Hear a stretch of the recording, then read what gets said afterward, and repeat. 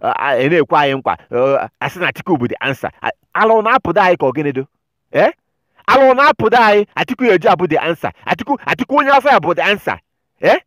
Atiku aboki na-achị amụ n'aka bụ the answer ndị Igbo. Hey, ọka isi je ọgịnị na-emede anyị ife a? Atiku aboki na-achị amụ n'aka ka anyị na-asị na ya bụ the answer.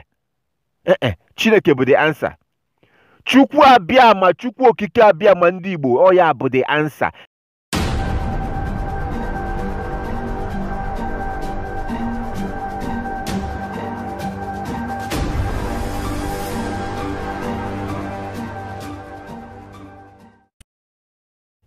Ọ gịnị na-emede anyị bụ ndị Igbo? Kedu ife na-eme anyị bụ ndị Igbo? Kedu ife kpata na ya chọrọ na ya anya anyị ji wee mechie etu a? Kedu ife na-emede anyị? Kedu ife kpata o ji wee bụrụ na onye ọbụrụ sọ ndị Hausa ya na-achị anyị? Ejuda n'onwe wa ajụjụ a. Ejugodo onwe wa ajụjụ, kedu ife kpata o ji bụrụ sọsọ ndị Hausa ya na-achị anyị? Anyị na-asọda nsọ ichi onwe anyị. Anyị na-asọ nsọ ichi onwe anyị. Onye Hausa achịsị anyị, onye Hausa achị anyị, onye Hausa achịsị anyị. Fatọ n'ikwe anyị nkwa. Fatọ n'ịgwa anyị nwee ndidi. Anyị nwee ndidi na ọ ya adọ mma. Anyị nwee ndidi na ọ ya adọ mma. Nekene nọnsensị. Nekene nọnsensị ndị be anyị nọ na-eshare na Facebook, na-eshare around. Atiku is the answer. Anyị na-ezuzu ezuzu. Kedu ka Atiku ya esi abụ the answer? Ka Atiku ya esi abụ the answer? Ife m na-agwawa ife abụ evotu n'ala Atiku, evotu n'ala Buhari, ivotu n'ala fana abụọ. Rapụkene ndị aka. Rapụ ndị aka. Ife na-eme anyị ife ada omimi. Ife m na-agwawa ife ada omimi. Ife na-eme anyị ife agbara aka. Ife abụ anyị nwa bụ ụmụ Israel ị na-agụ na Baịbụl.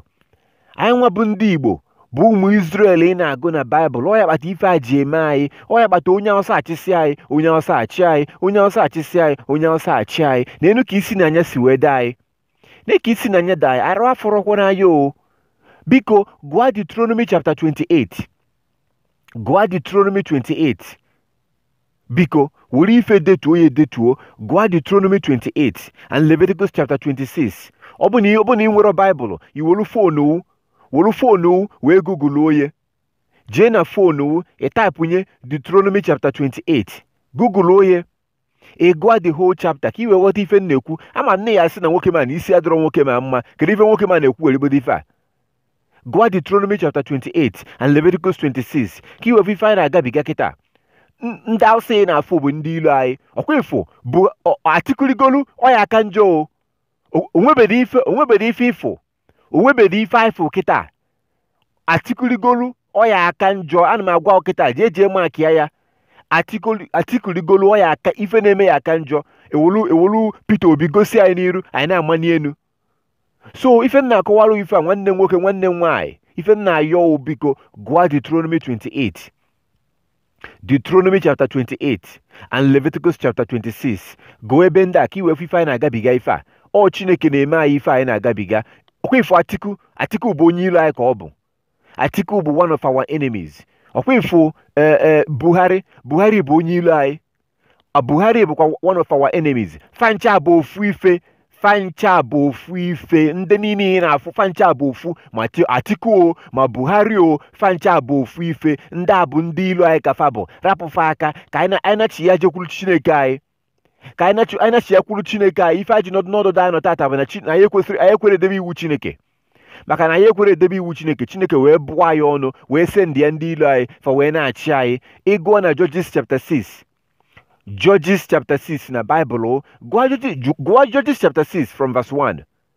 Ịgụọ the book of Judges chapter 6 from verse 1. Efu efi afa na-achịgharị efifa. Onye kwuo okwu afọ ya akpịrị, onye kwuo okwu egbuo ya, onye kwuo okwu agba ya egbe. Efifa na-emebisi nne anyị, fakpụrụ efifa na-emebisi nne anyị kọ. Gụọ Judges chapter 6 ka ifife Chineke na-eme ụmụ Israel the same thing. Anyị nwa bụ ndị Igbo bụ ụmụ Israel ị na-agụ na Bible. anyị nwa bụ ndị Igbo bụ ụmụ Israel na-agụ na Baịbụl. Gụọ Deuteronomy chapter 28 ka ife niile anyị na-agabiga tata, afụfụ niile anyị na-agabiga, afụfụ niile anyị na-ata, ife niile anyị na-agabiga tata edeye na Deuteronomy chapter 28, Deuteronomy chapter 28 and Leviticus chapter 26. Nwanne m nwoke, nwanne m nwaanyị, biko goke n'ebe ndị a, rapụ ndị politishan a, rapụ ndị Hausa, rapụ ndị Aboki a, Atiku o, Buhari o, fancha bụ ofu ife ka fancha bụ, onwebedi ife anyị fụ sefu. Chineke bụrụ anyị ọnụ, ndị ilu anyị wee na-achị anyị. Anyị nwa bụ ndị Igbo bụ ụmụ Israel ị na-agụ na Baịbụl, biko meghee anya o.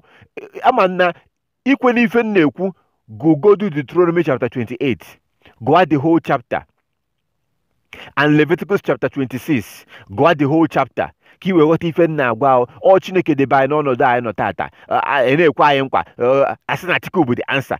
Alụ na-apụda anyị ka ọ gịnị do? Alụ na-apụda anyị, Atiku ya eji abụ the answer. Atiku onye afọ ya bụ the answer. Atiku Aboki na-achị amụ n'aka bụ the answer ndị Igbo.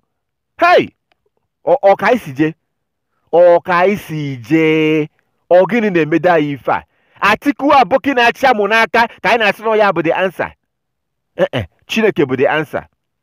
Chukwu abịama, Chukwu okike abịama ndị Igbo, ọ ya bụ the answer. Anaghị kwesịrị ịnachi ya azụ. Debebe iwu Chineke ka wepụ obi anyị n'ebe ndị a nọ, wepụ obi n'ebe Buhari nọ, wepụ obi gị n'ebe Buhari nọ, wepụ obi gị n'ebe Atiku nọ, wepụ obi n'ebe ndị a nọ, wepụ obi n'ebe ndị Aboki nọ. Aboki abụrụ ansa ndị Igbo.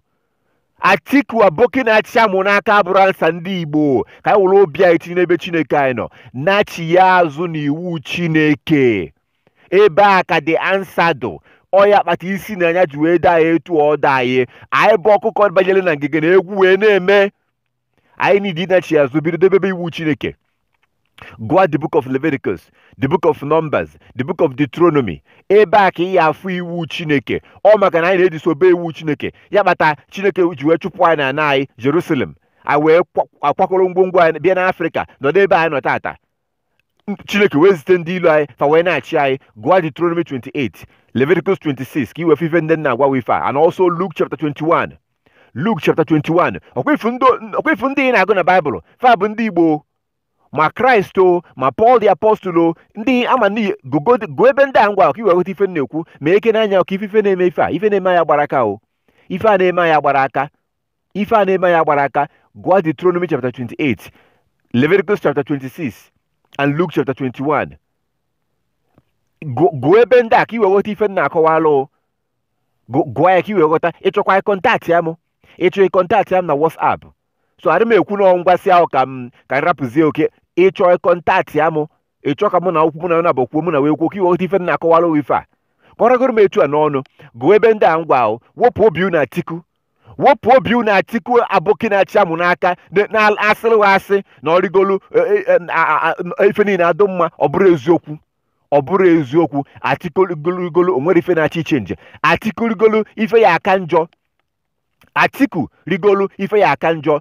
Ivotu n'ala Buhari, ivotu n'ala Atiku, votu olu Chineke, nachi ya debebe iwu Chineke, ka anyị nachi ya debebe iwu Chineke, kipube sabati Chineke, debebe iwu Chineke nye anyị do na Baịbụl, na Leviticus, na Numbers, na Deuteronomy. Ọ ya bụ ife bụ nsogbu anyị. Wepụ obi n'ebe ndị a nọ.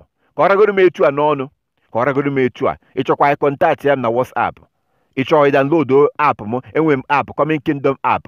Enwe m app, enwe m WhatsApp, enwe m YouTube channel. Ịchọ kọntaktị ya n'ebe ndị a. Mana gụgodu Deuteronomy chapter 28 and Leviticus chapter 26. Gụọ ya ka i wee ghọta ife na-akọwala ife a. Ka anyị were obi anyị n'ebe Chineke nọ. Wepụ obi n'ebe ndị Aboki nọ. Gụọ Deuteronomy chapter 28, Leviticus chapter 26 and Luke 21. Gụọ iwu Chineke, gụba iwu Chineke, were obi uti n'ebe Chineke nọ. Gụọ ebe ndị a nkwu. Ka ọragoro m etu a n'ọnụ.